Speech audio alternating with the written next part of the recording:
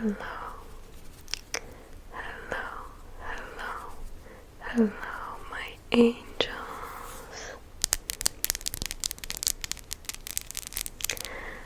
I'm not used to not being able to whisper in full volume. So,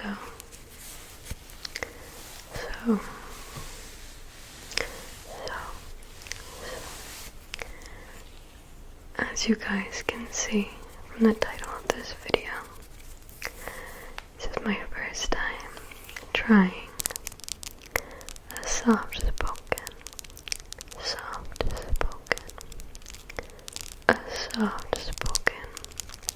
video, and it has been requested quite a lot. It has been requested since my first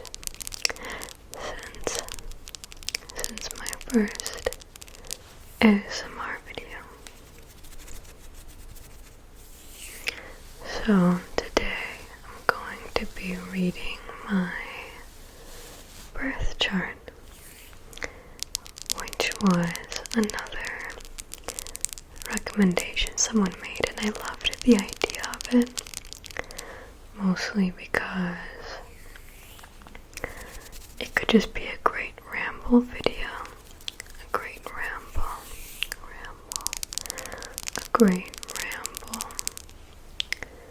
So, I'm not sure if you guys are too familiar with astrology or anything like that, but it can get quite complex. So, you don't have to do a thing, okay? Don't worry about a thing. I will just be reading to you. Just think of it as me reading to you, for you to get lots of tingles.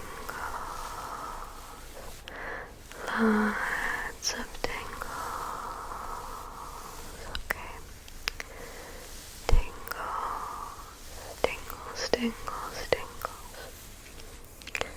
For you to relax.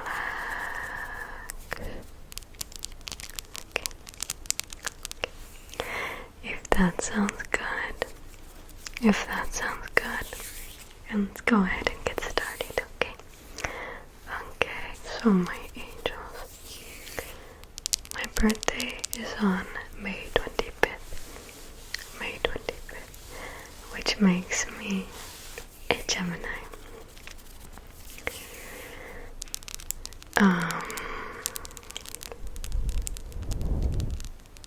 For those familiar with astrology or not familiar, essentially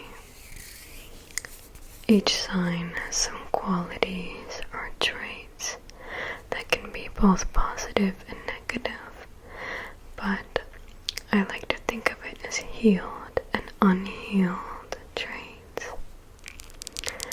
and it can help you navigate your journey here on Earth by comprehending some traits you might have or how you work emotionally. So my sun is in Gemini, which rules my personality, or more so my surface, what you see on the surface. In a sense, my moon,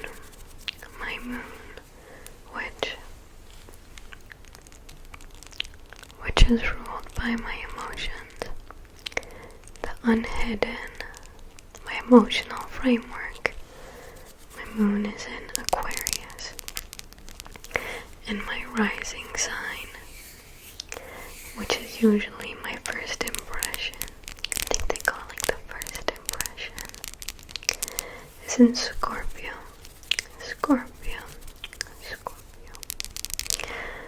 So, those are my big three, which is a pretty well-known kind of baseline in astrology, if you're familiar with astrology at all. If not, just relax to the rambly words, okay? Or I might teach you a thing of two. thing or two. Only if you're interested, okay? I am only here to make you relax tonight so you can get amazing sleep. You can get nice and sleepy, okay? I will be reading you. It can get quite complicated. The placements of planets in my birth charts in each of the houses. Bear with me, okay? Bear with me. So there are 12 houses in your birth chart. Mind you, I don't even know the full extent of everything. It is a whole plethora of knowledge. Researchers, a bunch of people. It takes a lot to study astrology. But what I do know from my knowledge on houses is that where your planets are placed in each house represents something different, okay? This is a very vague explanation. And certain planets, like for example Venus or Neptune in a certain house,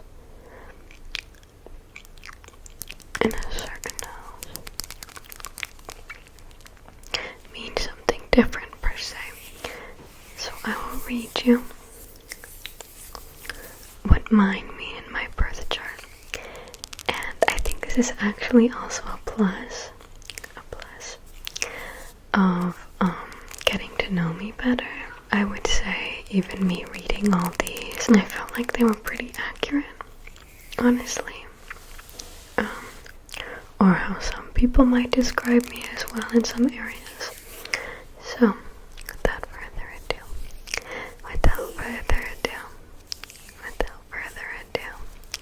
let's get into it, shall we? I have my list right here because I obviously don't have it all memorized. That would be very impressive.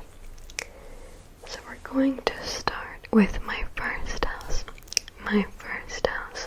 Okay. And in my first house, I have my rising in Scorpio and a smidge, or a sliver of Pluto.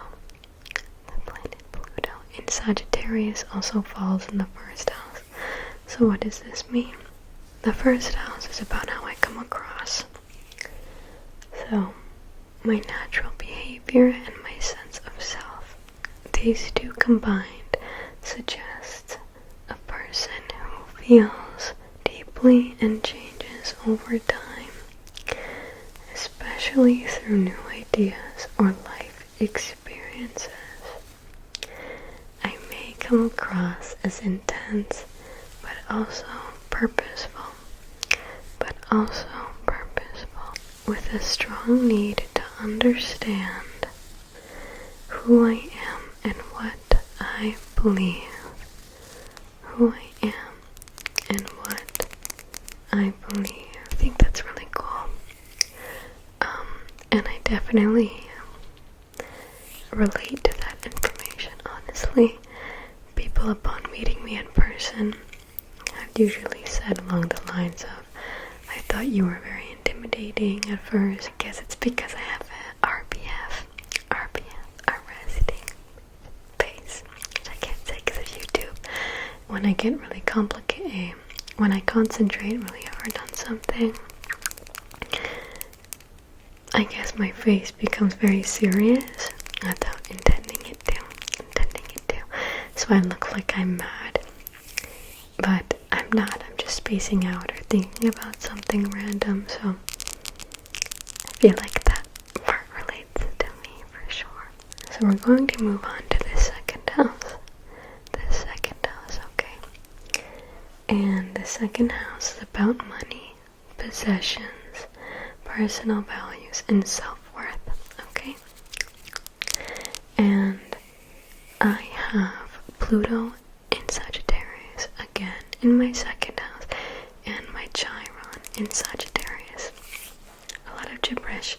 So what does this mean, these aspects in the second second house that money and confidence improve as I learn to trust my beliefs and define success in my own way rather than by outside standards, which I heavily relate to a lot. I'm the type of person that the way society has kind of mapped out success, I just don't personally relate to. An example of what I think success is overcoming grief or overcoming traumas or having very fulfilling relationships, healthy relationships. Just some examples, but it's kind of amazing and interesting, like how the stars have predicted my personality. Again, you can choose what you want to believe in. I'm not here to force anything on you, but based on the information provided, I think it's interesting how a lot of it actually lines up with my personality traits. So now moving on to the third house. The third house is about communication, thinking, learning, and everyday interactions. And I have Neptune, the planet Neptune, in Aquarius in my third house. So this means or describes a person, in this case me, who thinks in unconventional and creative ways. I may communicate best through ideas, images, or inspiration, but benefit from grounding my thoughts to avoid misunderstandings. It's a very Aquarian thing to kind of think outside the box, think outside the norm. I definitely have traits like that written in the stars, but also just that I note, because my best friend is exactly the same way I am. Fun fact, he's an Aquarius. Just saying. And I just find that we think the same in these unconventional ways, so it's pretty funny. So moving on to the fourth house. The fourth house is about home, family, emotional security, and inner life.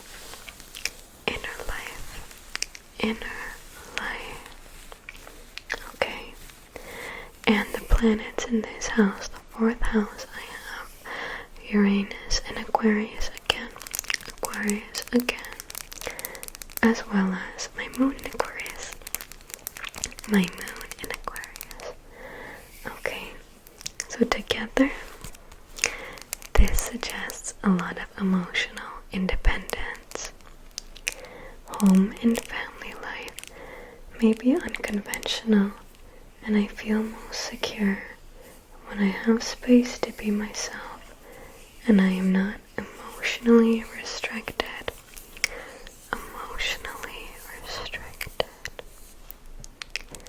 Honestly, I feel like with the family life being unconventional, I was the type of person that in this lifetime in my life, I've experienced a home away from home. I had a best friend who wasn't just a friend, she was like my family, so if you can hear Chico yawning in the back, he's a little sleepy. But yeah, it's definitely aligning. The information given here. So, I actually have, it's possible to have empty houses. So, a planet's missing from some houses. So, for example, I have my 5th and 6th house empty. So we're just gonna jump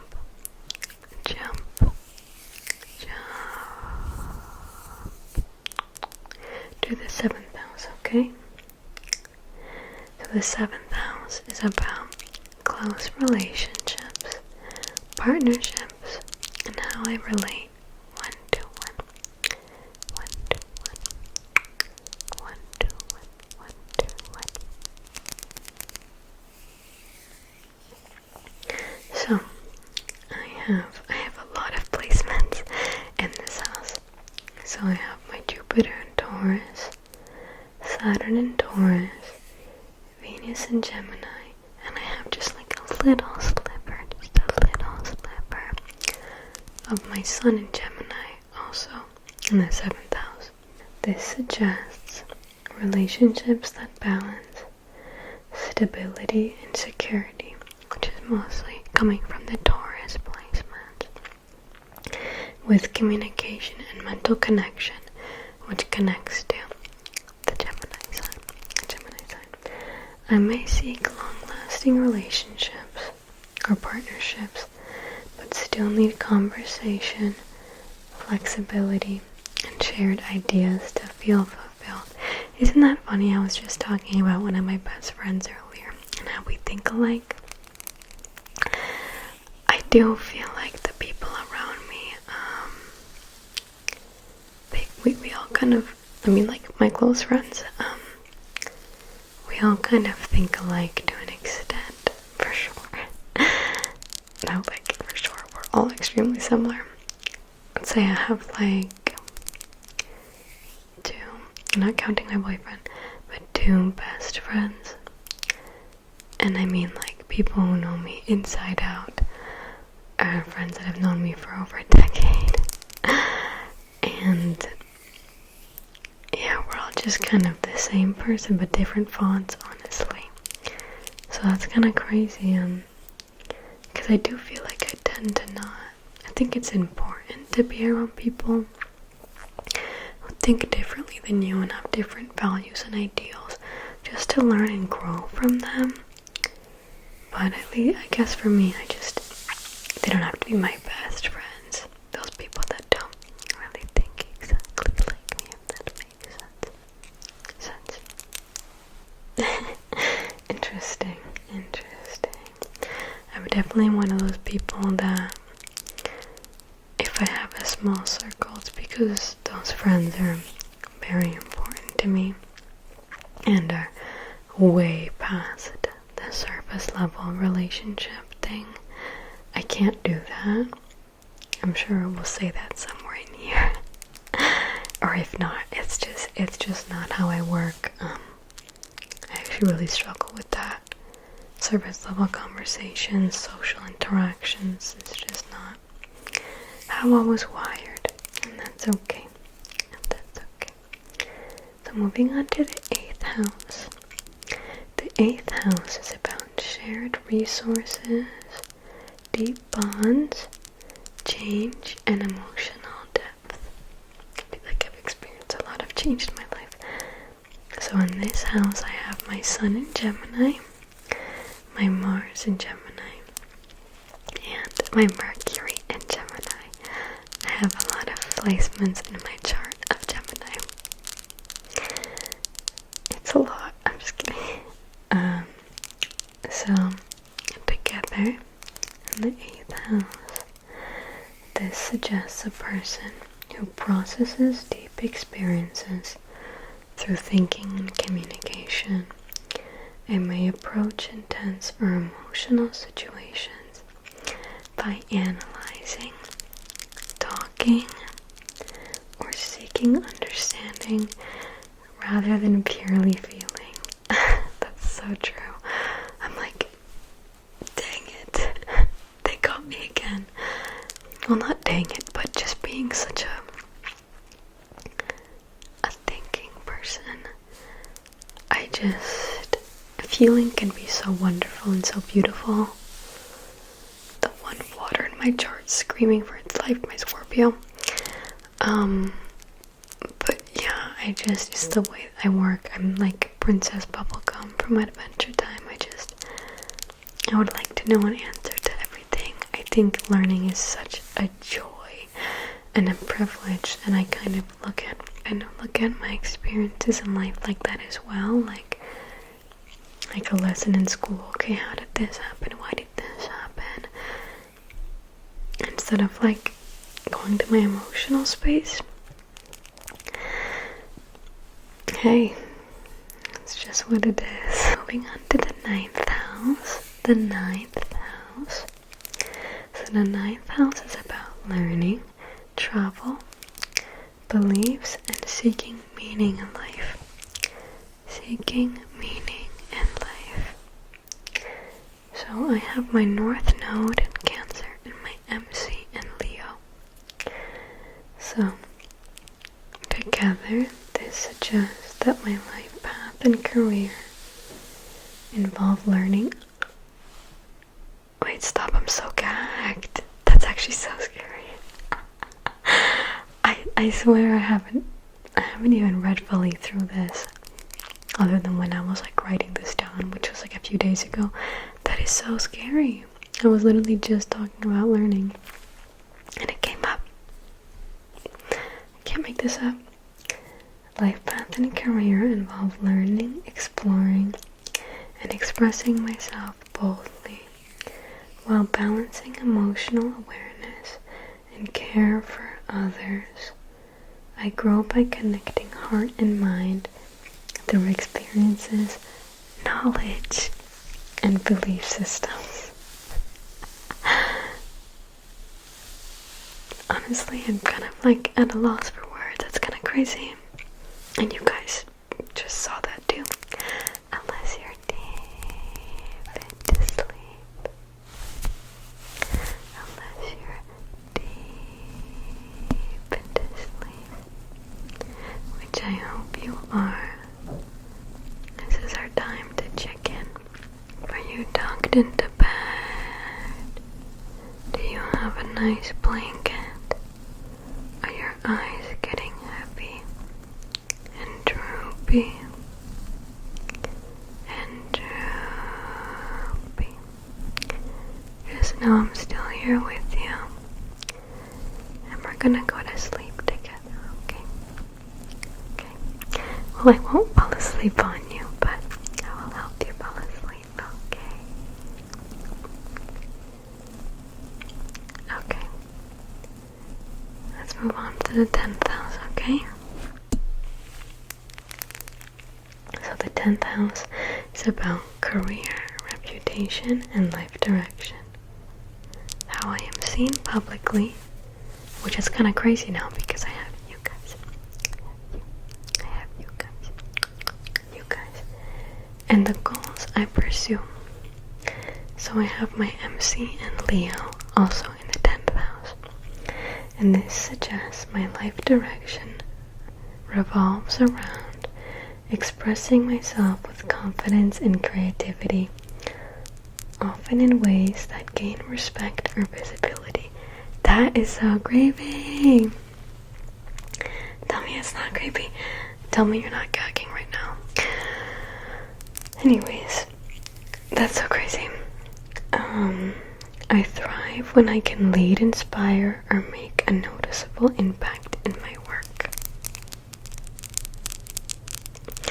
I mean, especially the people I talk with in the comments, my internet friends. I mean, you guys are all my internet friends, even the quiet ones, okay? Because I grew up really shy, so I see you, my silent supporters.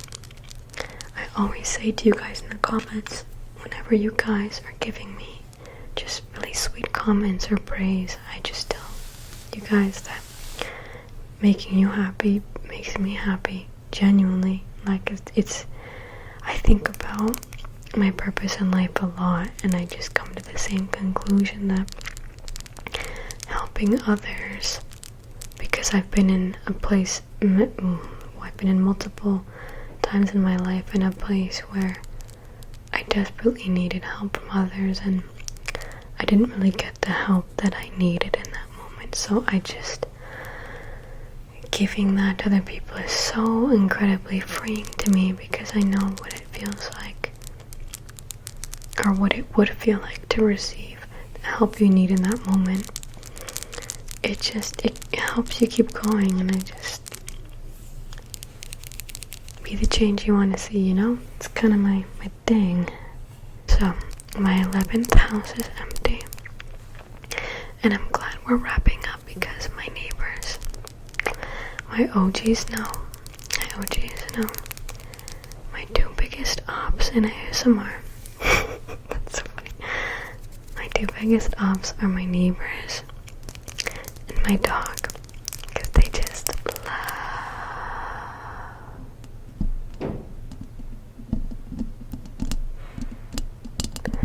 love to interrupt our ASMR, but don't worry, you're still gonna fall asleep, okay? I'll make sure of it. Okay, so last one. The 12th house is about inner life, hidden feelings, solitude, and things behind the surface. It's where we process emotions privately and connect with intuition or spirituality.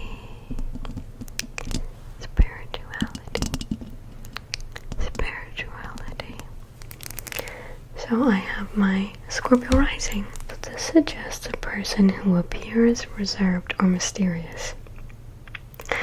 I'm not trying to be nonchalant on purpose, okay? I'm really not. With inner strength and emotional depth that may only fully show in private or in close, trusted relationships. I feel like I've been talking about them a lot in this video. My friends mean a lot to me. They're like my family, genuinely. Personal growth often comes through introspection and understanding hidden aspects of myself. Hidden aspects of myself.